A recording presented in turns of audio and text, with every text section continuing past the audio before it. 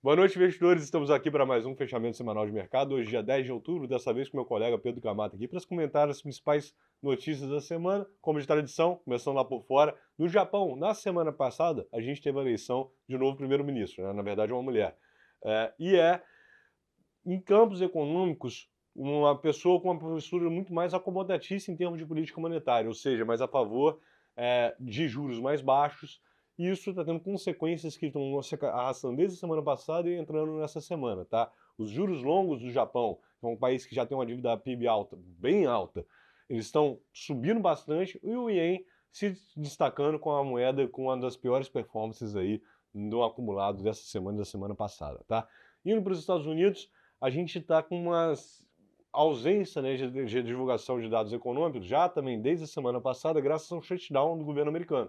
Vários dos dados que saem são, na verdade, divulgados por entidades do governo que estão paralisadas, tá? Mas a gente teve confiança do consumidor, expectativa de inflação, mas nada de muito relevante que saiu de muito da previsão de mercado ou que fez muito preço, tá? O grande destaque na semana passada, né, durante essa semana, na verdade, lá fora, ficou aqui no recrudescimento das tensões e relações comerciais entre China e Estados Unidos. A China divulgou novas regras para as exportações de terras raras, tá? É um minério que, um tipo de mineral que os Estados Unidos é carente e é essencial na nova corrida da inteligência artificial.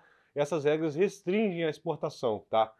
E, obviamente, Donald Trump, como é de feitio dele, reagiu agressivamente, ameaçando subir o tom aqui na guerra comercial, voltar com tarifas contra a China. E o mercado reagiu de maneira nervosa, né, Camata? Perfeitamente. A gente teve uma semana ali com um cenário levemente otimista para as bolsas, que foi corrigido nessa sexta-feira. O tom ele foi dado ali com o S&P fechando quase 2% de queda, como já dito, com praticamente toda essa queda participando hoje. Da mesma forma, a Nasdaq ali performando menos 1,5% na semana, da mesma forma caindo mais de 2% só hoje. Como você bem disse sobre o Japão, isso impulsionou e ajudou a gente ver o DXY, a cesta das principais moedas mundiais, contra o dólar performando bem. Então a gente vê uma política ali semanal, né, de um dólar performando bem.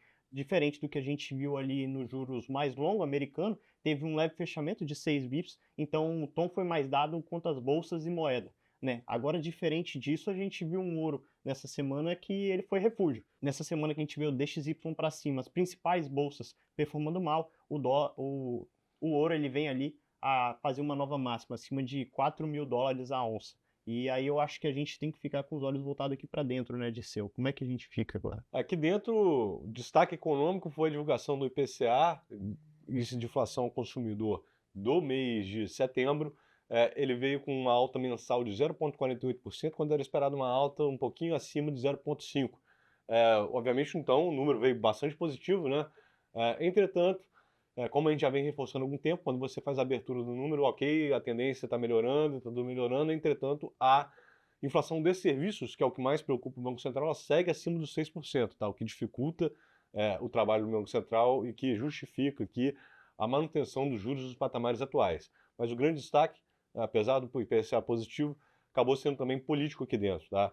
A gente teve uma derrota significativa do governo no meio da semana com a derrubada da MP 1303, que tratava de tributação sobre várias aplicações financeiras, acabando com a regressividade do imposto, né, que saía de 22,5% até 15% se você segurasse mais de 2 anos, igualando isso tudo para 18%, mantendo a isenção das LCIs, LCAs, CRAs, CRIs, e também mudando uma série de regras de abatimento de prejuízo.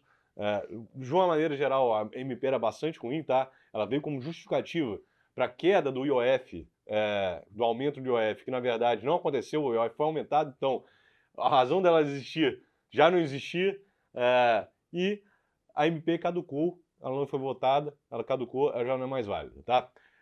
Hoje, né, o presidente Lula veio dando declarações de que vai acelerar o pacote de bondades, né, uma série de benesses e de incentivos a vários setores da economia, Vale Gás, Pé de Meia, um monte de medidas que, obviamente, tem um impacto fiscal muitíssimo relevante, obviamente, olhando aqui o ano que vem, que é um ano eleitoral, ele mirando a exatamente a disputa eleitoral, essa série de medidas é bastante negativa para o fiscal, mas beneficia uma parcela relevante da população e ele está de olho exatamente nisso, só que para o principal risco doméstico que a gente tem hoje, que é o risco fiscal, as contas públicas estão muito mal, não é positivo, né? E o mercado reage de acordo, correto? Perfeitamente. O tom foi dado em cima dessa comunicação política. A gente viu um fiscal que apresentava deterioração e o mercado ele reage em cima dos nossos ativos de risco. Se a gente for ver ali o nosso índice Bovespa fechando com uma queda de aproximadamente 2% na semana, esse tom foi dado a partir dessas primeiras comunicações ali no meio da semana,